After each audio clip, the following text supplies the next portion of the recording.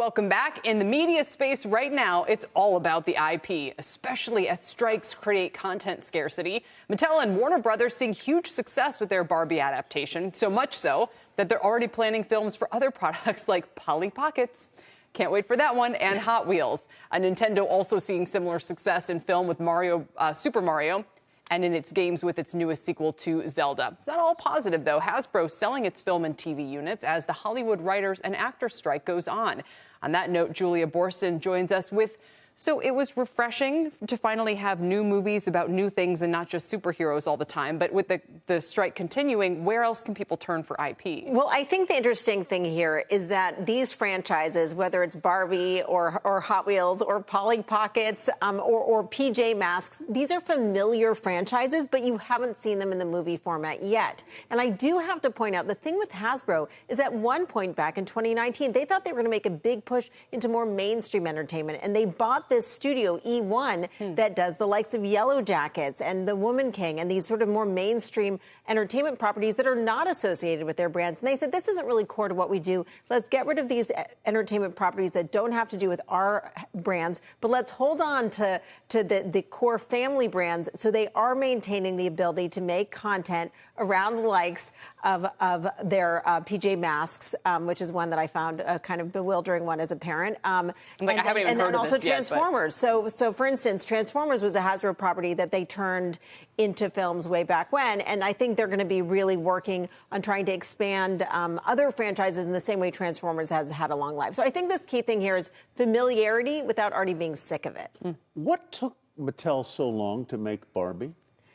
Barbie was one of these films that was in development for many years, and they really wanted to do it right. They have done plenty of animated films for kids. Mattel has. Mattel has. Plenty of animated films for kids, but they hadn't made something that really had this sort of broader cultural resonance.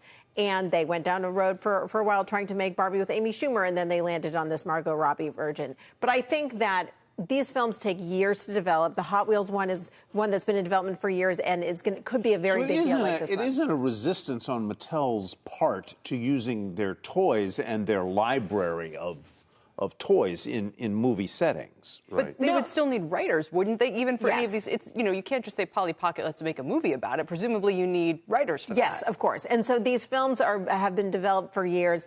And right now, Mattel already has over a dozen other films already in development. So I don't know where all of them are in terms of whether the scripts have been turned in or they're just concepts that they're ideating on. But you're right. Right now, we're in this weird period where we could see a lull in the kind of content that's coming onto TV because the TV industry is going to be hit first from the strike. And that's where we're going to see the first impact. But all of these players, whether it's Hasbro looking for the next Transformers movie or how to turn another one of their properties into a film, or whether it's Mattel, they all need writers. And those studios that have managed to just finish shooting things, they're in better shape. And I think for the fall, we won't see film release schedules impacted. We will see TV releases impacted. Yeah, so what will they do? How will the broadcast networks, of which we are a part, how will they compensate for the dearth of content? This fall, it's going to be a big focus on reality TV and sports. Of course, we always talk about how valuable sports is. This is another example of why sports is so valuable. Pickleball, there you go. Exactly. More docu-series. I think you're going to be seeing a lot more docu-series, more